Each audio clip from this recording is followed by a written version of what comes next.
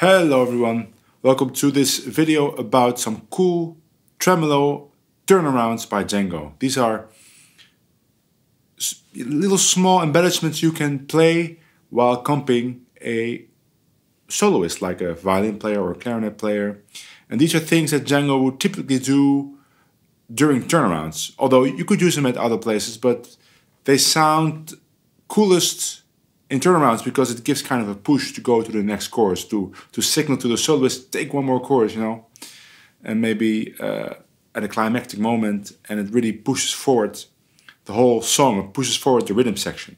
So there's many of these effects, but I chose 3 for you that are not that difficult to play and just sound really cool. And I don't really hear a lot of people do these things. I actually often forget it myself to do these things, even though I made kind of a study of it, of finding these things.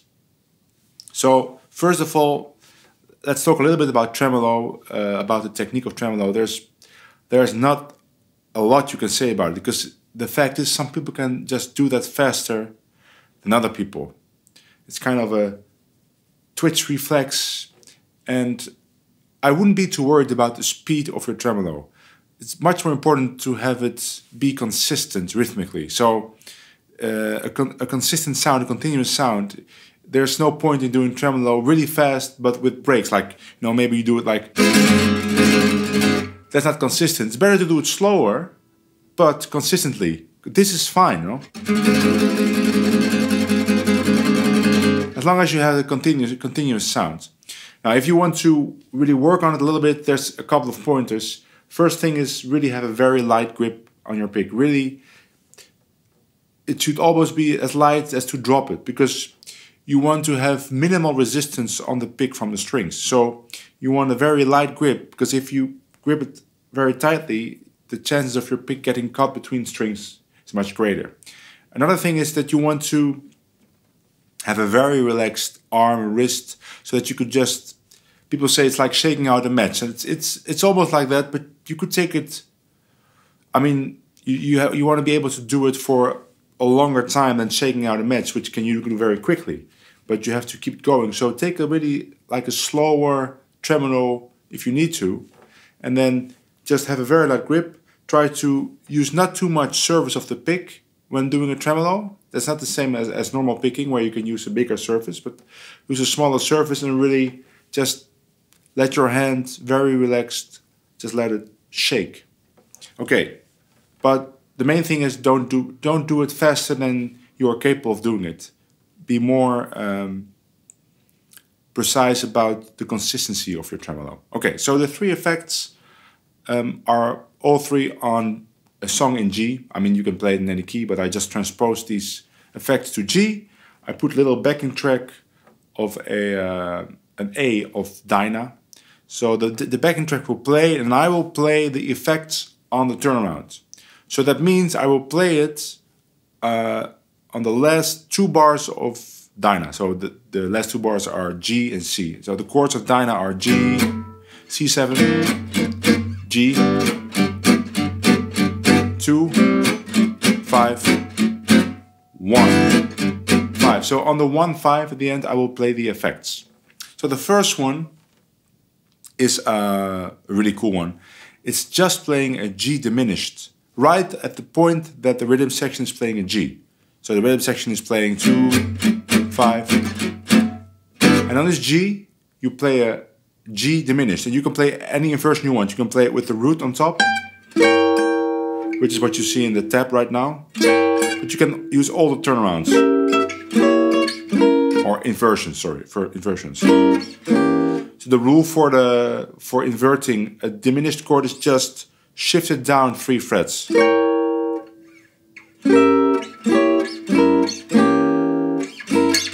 So let me show you what it sounds like. And I will just do it with the root on top. And another part of the effect is that you kind of slide towards the chord, and then you slide back while keeping the tremolo. Okay, let's go.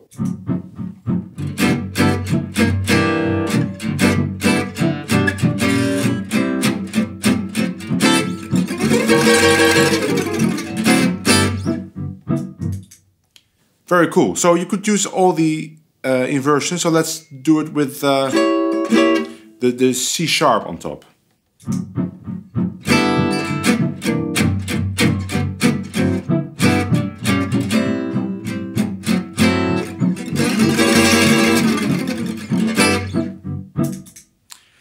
It works best for me with either the C sharp on top, so with a flat 5, or with the roots. But you could do it with the 6 or with the minor third, but the other two work a little bit better.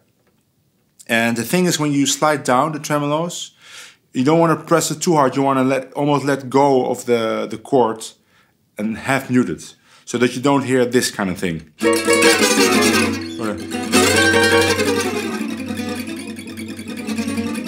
It's really a light touch after you hit the chord. Okay, second one is one that I've never heard anyone play. It's playing this chord, which is a D7 flat 5. There's this A flat here and a 9. And then shifting that chord up 2 frets. So you play 1 bar of this chord and 1 bar of the same voicing, but 2 frets higher. And it works because they are both chords that come from the whole tone scale of D, so that, never mind the theory, just it sounds really cool. Especially because you do it right at when the rhythm section is playing the 1 chord, and you're playing a weird version of the 5 chord. But it works because it's a turnaround, and we all want to go back to the beginning of the chorus. So this gives that extra push. Let me try it with the backing track.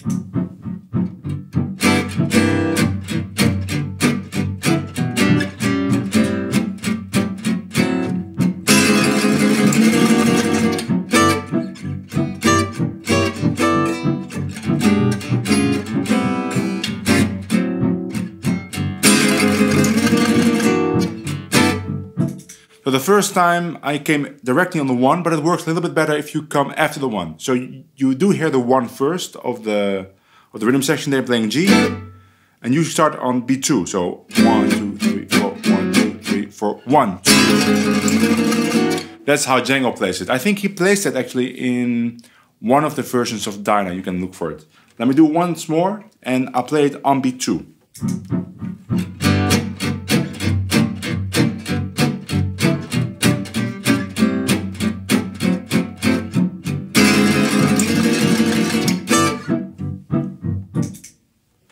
Really great. And the last one is an effect that Django uses not only on turnarounds, he uses this in several other places as well.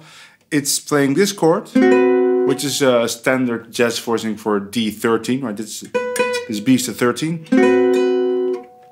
And then he shifts to that chord by a half step, like this. And then there's an effect on the chord above it, an accent, sorry, an accent, and then immediately tremolo.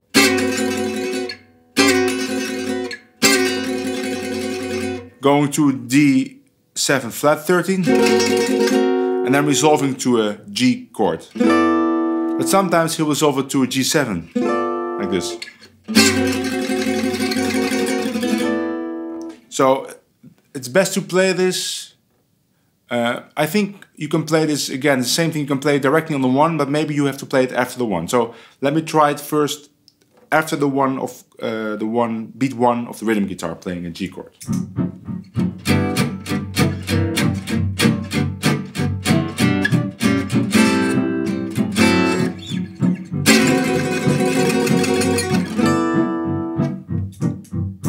And you can resolve to that flat 13 halfway, like I did now, but you could also resolve right before resolving to the G chord. So I'll do it again, and then I'll try to give a really heavy accent on the chord before the D13. You want to kind of have an accent and then kind of have a swell on the tremolo. They call it a forte piano in classical music, where you play an accent and then immediately go soft. Immediately go piano, which means soft. And then you have a crescendo, you go louder on the tremolo.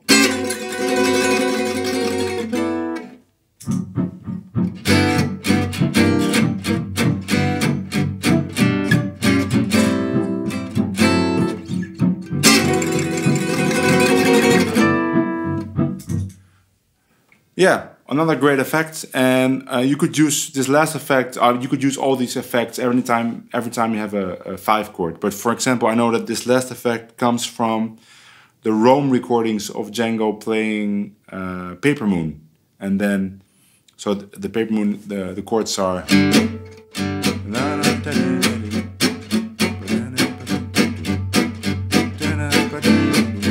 Go to the bridge.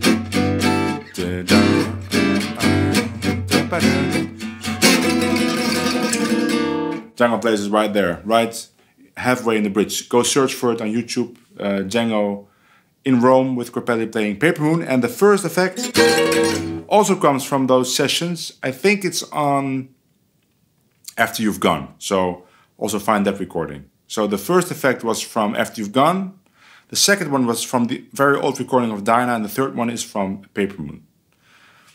Okay, I hope you can find a use for these effects. I bet you can, because they just sound great. And it's something that's really very gypsy jazz-like. You would never hear a jazz guitar player do this. Also because tremolo on archtop doesn't sound as powerful or as sweet as on a gypsy jazz guitar. And I see you all in the next video. And if you like the videos, please give the video a like and subscribe to my channel. And until next time, bye.